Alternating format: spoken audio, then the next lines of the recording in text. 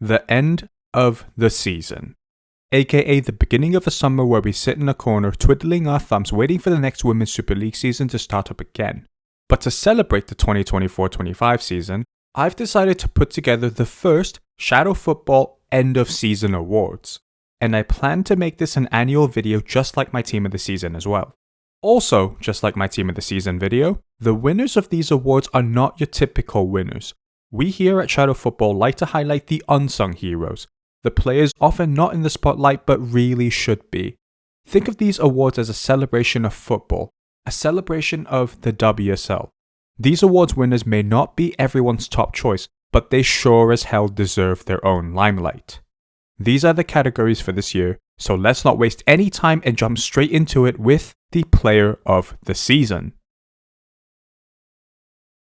After 2 months of deliberating, many internal arguments with me, myself and I later, and then coming to the realization that the obvious player to award this to has just been out on the pitch giving us a masterclass week in, week out. World-class players are easy to spot when they come around. It's like watching a woman versus girls. And Mariona Caldente is without a shadow of a doubt a girl. And she's also world-class. If you watch my Team of the Season video, then you'd know that Mariona is in there as well. So I won't spend too much time here describing how good she is. The biggest compliment I can give her is that time seems to stand still whenever she has the ball. World-class players will always know what to do with the ball whenever they receive it, or even before they receive it, able to anticipate 2-3 steps ahead. She's playing 4D chess whilst everyone is still stuck on the ancient 2D version. Aside from all her goals, she's always in control whenever she's on the ball, and her ability to link the defense to attack has seen her play a deeper role under Renee Slechers. Whether she plays as a left winger, holding midfielder, or even at centre back, she would always be the best player on the pitch. Classy players will always stay classy no matter where they play, and Mariona Caldente is the classiest player in the whole league. She scores goals, she assists them too, and she often assists the assist as well. Is there a name for that? Assisting the assist? The pass that usually slices through the opposition defense that sets up a goal? Well, I'm calling it the Mariona ball. She's been a wonderful signing and has added more ammo to the arsenal of Arsenal. Mariona Caldente has been a joy to watch for Arsenal this season, and she wins the Shadow Football Player of the Season award, which is obviously bigger than winning the Ballon d'Or.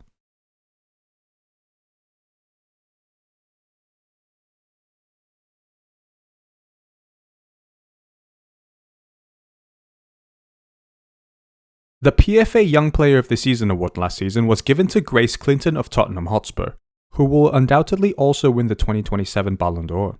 And whilst she would have been a pretty strong shout for this season's award as well, she unfortunately falls just short of the eventual winner. On my list I also had down Man City's Alba Fugino, along with the Chelsea duo of Micah Hamano and Aggie Beaver-Jones. So, the Shadow Football Young Player of the Season award goes to Liverpool's Olivia Smith. Smith was brought in at the start of the season to complement Sophie Roman-Haug, bringing back the vibes of the old-school pairing of Michael Owen and Emil Heskey from 25 years ago. Sophie Roman-Haug's insane aerial ability combined with Olivia Smith's pace, trickery, and finishing was a recipe for success. Unfortunately, the Norwegian couldn't replicate last season's form throughout the season, but that didn't stop the Canadian pocket rocket from shining in the WSL this season. It's like watching two different players in one. She's able to skin a defender like a world-class winger, but she also possesses a venomous strike, as she doesn't need a lot of backlift to generate an insane amount of power. She's a fearless runner of the ball, constantly looking for ankles to break whenever she gets the ball. Her role in the team is much more than just a speed merchant, as she can drop back and dribble her way out of trouble to drag her team up the pitch, or she can run in behind and cause problems for defenders on the turn. The next step for her is to refine her decision making, as she can be tunnel visioned after the high of nutmegging someone and would fail to look at better options than taking a shot. She's got this Lauren James-ness about her, where she's incredibly strong and balanced and can get away from defenders easily. It's insane to think she's not even allowed to legally drink in the United States yet, but who needs alcohol to enjoy themselves if you can just nutmeg anyone at will? It'll be tough for Liverpool to hold on to Olivia Smith in the next few seasons, but if they manage to do so, expect the entire team to be built around her, because it's worth it for someone of that level of talent.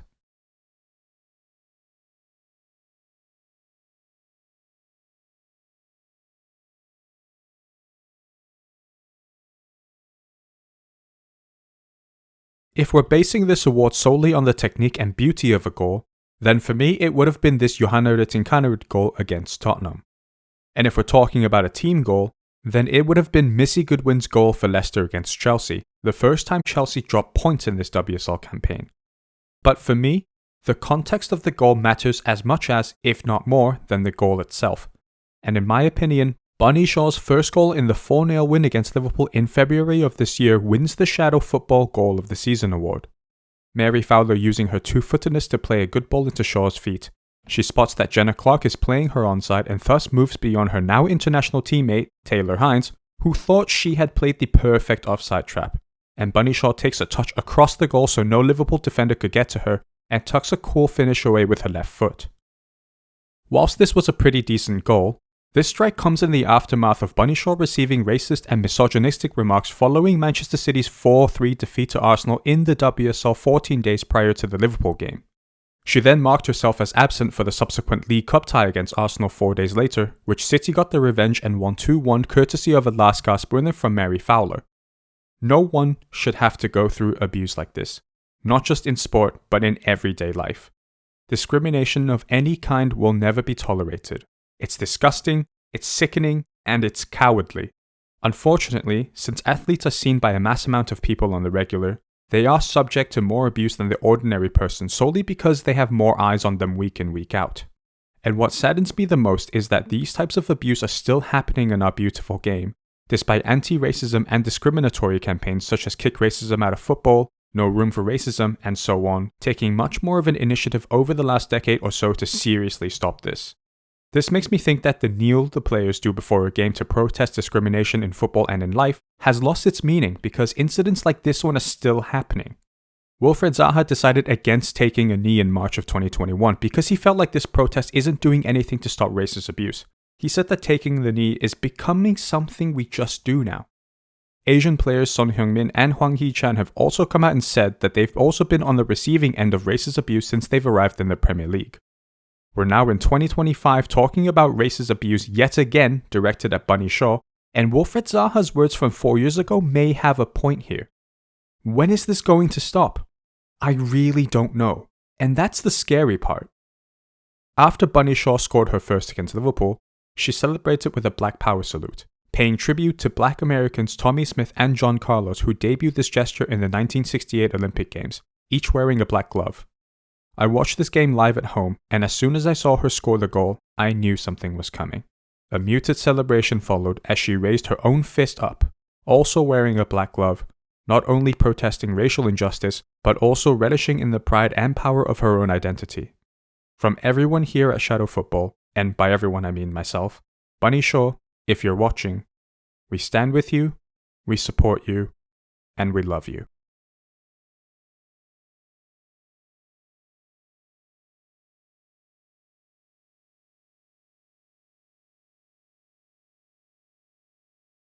There's two ways of looking at this award.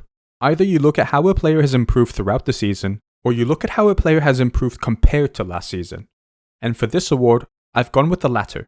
And if you really think about it, there was ever going to be one winner.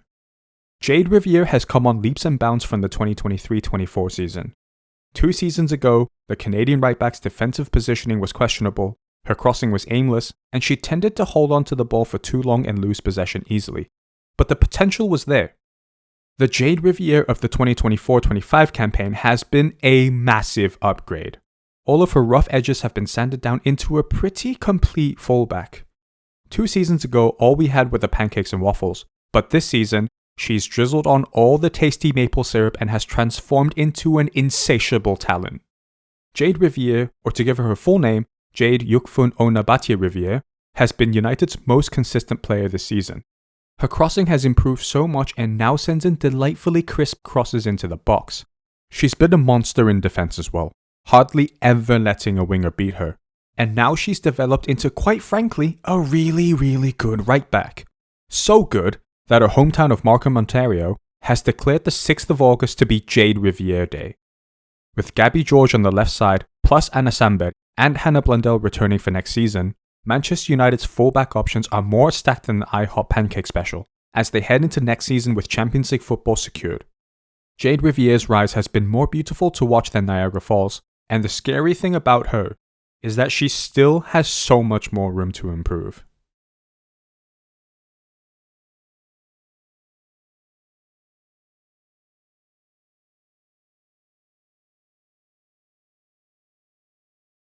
You know the phrase, you don't know what you've had until it's gone?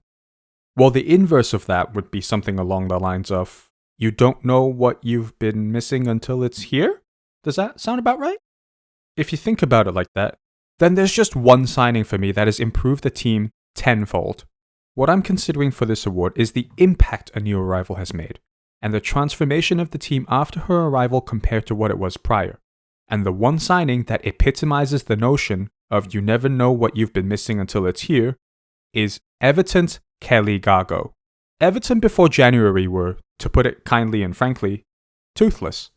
Katja Snoys links the midfield to attack by dropping back, whilst Tony Payne's pace is utilised to stretch opposition defences out wide. But this left Everton without a focal point in attack.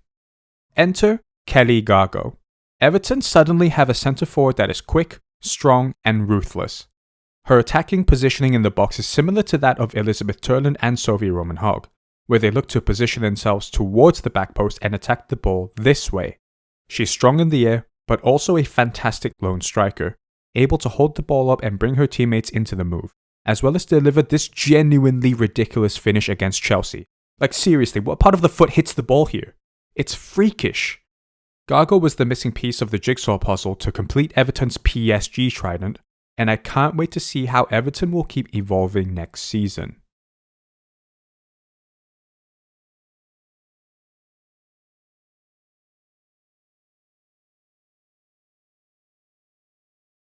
Saving the most arbitrary award for last, this can range from a goal, an incident on the pitch, something off the pitch, anything really. I was like, you know what, I'm just gonna try and teach her one word of English every single day. Let's see, what was one of the... Drugs. What qualifies for the moment of the season for me is how this moment made us feel. Not just the players in question, but us fans as well. We all love football for different reasons. Some of us like the skills, some of us like the goals, and some of us, like myself, love the passion and dedication footballers have for their craft, which is incredibly inspiring to see.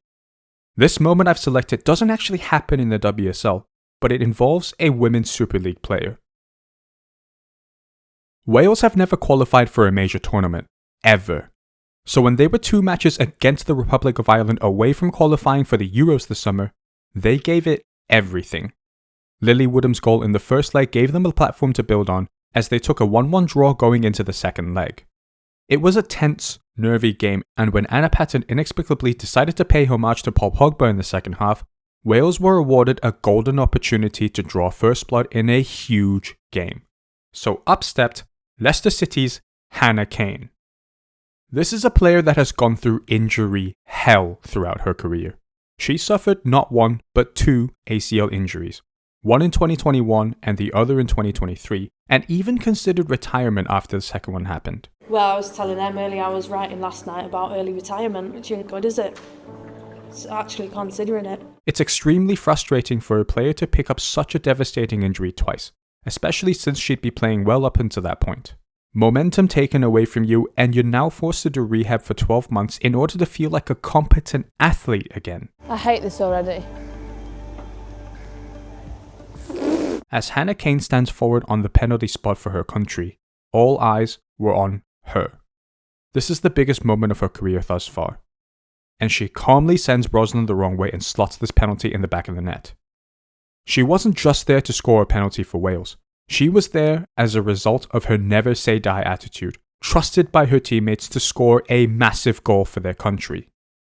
Character cannot be developed in ease and quiet. Only through experiences of trial and suffering can the soul be strengthened, vision cleared, ambition inspired, and success achieved, is the exact quote that kept Hannah Kane motivated, inspired, and determined.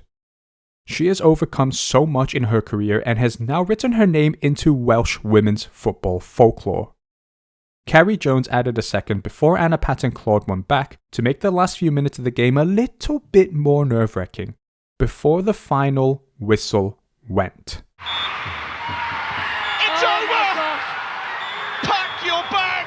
for Switzerland. Wales are going to the Euros next summer. Wales qualifying for the Euros this summer sent their proud nation into fever dream. And I'll let Hannah Kane tell you what this means. Honestly, I've got no words. Like, there's nothing that will ever compare to this feeling. And yeah, I'm speechless. Like, you can see what it means to everybody. I was crying when I scored. You have worked so hard to come back from injury, Hannah, for this moment. It's pretty emotional, I'm not going to lie. The shadow football moment of the season belongs to Hannah Kane. And I'll leave you with this quote from our moment of the season, Hannah Kane. The last comeback felt so good, I just had to go and do it twice. What a legend. Said you just got Kane! Just got Kane!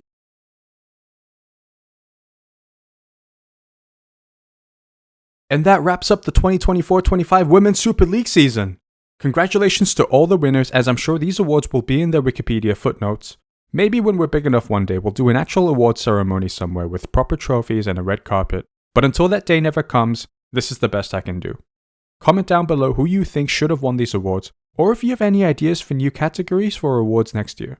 I love interacting with all of you and hearing what you think. Now that we've wrapped up this season, let's get excited for the Euros this summer. I cannot wait for the tournament to start. But until then, this has been a great season of English top flight football, and I'm already looking forwards to the next.